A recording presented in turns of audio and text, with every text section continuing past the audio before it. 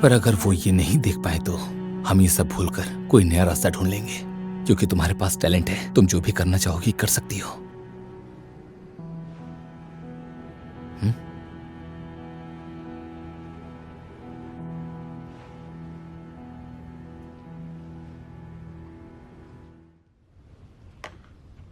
ये तुम्हारे लिए काफी फायदेमंद है।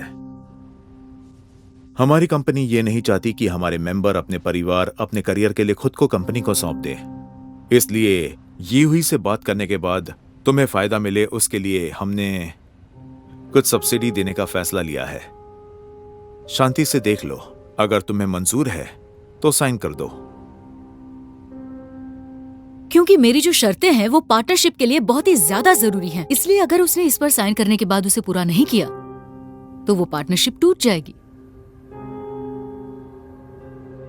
मैडम टैंग, आप उसकी अच्छी दोस्त हैं, तो क्या आपको नहीं लगता कि आपको उसके साथ खुलकर अकेले में बात करनी चाहिए?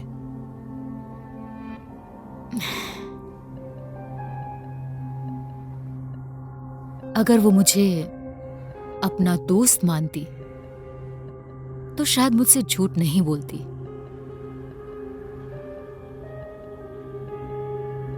एक इंसान अपनी हरकतों के लिए जिम्मेदार होता है, क्या तुम्हें नहीं लगता?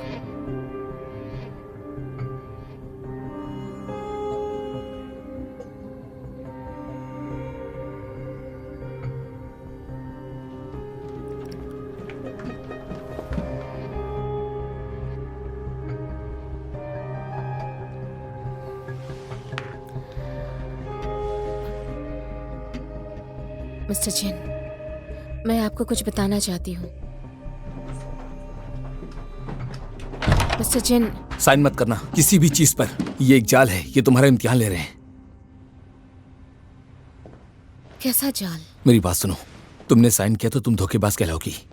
मिस्टर जिन, मिस किन एक काबिल वकील हैं। उन्होंने आपकी फर्म के लिए बहुत कुछ किया है, लेकिन आपके फर्म की नियम बेकार और गलत हैं, इसलिए वो। यंग हुआ। मेरी बात सुनो, इन्हें पहले से ही सब पता है। मैं जानती हूँ। तुम जानती हो?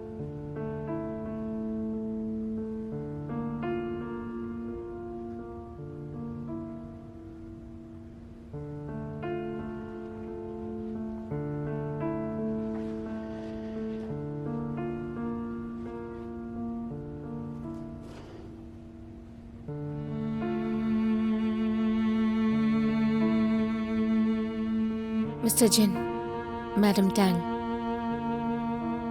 जानती हूँ आप सोच रहे होंगे कि मैंने आपसे अपनी शादी की बात क्यों छुपाई। मैं कोई बहाना नहीं दूंगी, लेकिन मुझे बस अपनी बात कहनी है। Law firm single female lawyers के लिए एक ग्लास सीलिंग लगाती है। मुझे उम्मीद है आप मौका सभी को देंगे, लेकिन बढ़ावा सिर्फ उन्हीं को देंगे जो काबिल है। इस तरह से आप मेरी जैसी सिचुएशन में किसी को पढ़ने से रोक सकती हैं। मैं अपने सीनियर और सुपरवाइजर के रूप में आप लोगों की इज्जत करती हूँ। उम्मीद है कि मेरी माफी में छुपी हुई सच्चाई को आप लोग देख पाएंगे।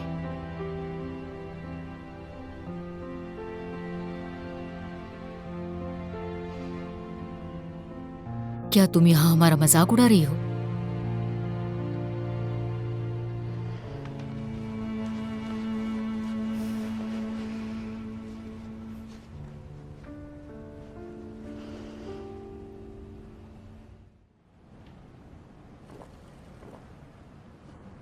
अब बस करो, तुमने पहले से बहुत पी ली है।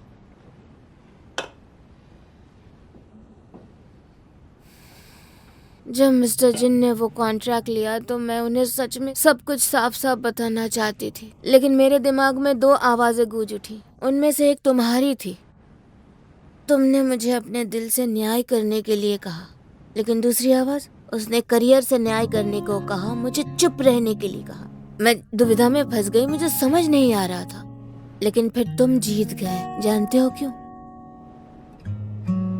क्योंकि उस जरूरी पल में मैंने किसी के बारे में सोचा। किसके बारे में? मैंने अपने भाई के बारे में सोचा। मैंने उसे सब कुछ बता दिया और उससे कहा कि मैंने उसे झूठ बोला है। तो उसने तुम्हें डांटा नहीं? नहीं, बल्कि उसने मुझे कहा उसको मेरे लिए बुरा लग रहा है। उसने कहा मुझे इतना कॉम्पिटिटिव, इतना मेहनती होने की जरूरत नहीं थी। लेकिन मैंने देखा कि मेरी माँ कैसी थी, इसलिए मैं कमजोर नहीं पड़ सकती थी ताकि मुझे धमकाया ना जा सके। मुझे स्ट्रांग बनना था। मैंने ज्यादा मेहनत की। मुझे टॉप 20 में रहना था, गुमनाम नहीं। लेकिन उस पल मैं लड़खड़ा गई। मुझे नहीं पता था मेरा दिल क्या चाहता है। यंग हुआ। स्कूल से ग्रेजुएट होने के बाद मैंने एक लॉ फर्म से इंटर्न के रूप में काम किया और उस वक्त मैंने एक क्रिमिनल डिफेंस वकील को फॉलो किया। मैंने बहुत सारे अपराधी देखे, हत्यारे, आर्सनिस्ट्स, रेपिस्ट्स। सब ने कहा कि उन्होंने गलत समय पर गलत फैसला लिया था, लेकिन मैंने उनमें से किसी पर भी विश्वास नहीं किया। मैंने कहा कि ये नामुमकिन है, वो जन से ही नीच और लालची हैं। लेकिन आज मुझे एहसास हुआ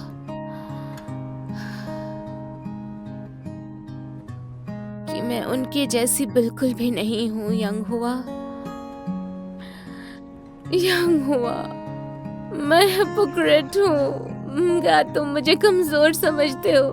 मुझे लगता है मैं फंस गई हूँ। मुझे लगा था विमेन एम्पावरमेंट का बहाना देकर मैं बच सकती हूँ, पर अब अपराधी महसूस हो रहा है।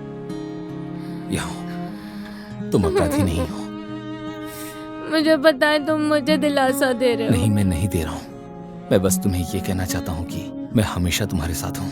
सच कह रहे हो? तुम यहाँ अकेली नहीं हो जिसको बहकाने के बाद ये पता चले कि तुम कितनी ज्यादा कमजोर और कितनी ज्यादा लालची हो। सच में?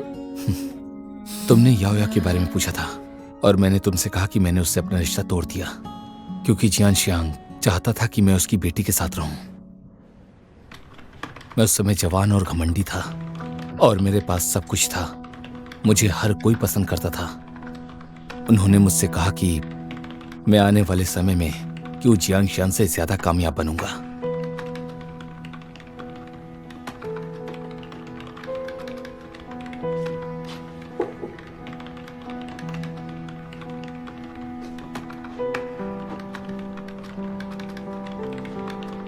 यंग हुआ, मुझे पता है याओ याओ एक अच्छी लड़की है, लेकिन क्या तुमने इस बारे में सोचा है? वो एक एयर होस्टेस है। वो जल्द ही अपनी ऊंचाई तक पहुंच जाएगी, लेकिन तुम अलग हो। तुम फाइनेंस में एक दिग्गज बनोगे। तुम दोनों एक दूसरे के लिए सही नहीं हो। भविष्य में इस झंझट से निपटने की बजाय तुम अभी उससे रिश्ता खत्म कर दो, नहीं तो बाद में और तकलीफ होगी, समझे? मॉम, मेरे पास इसके लिए वक्त नहीं है, तो आप जाइए और जाके अपना काम कीजिए।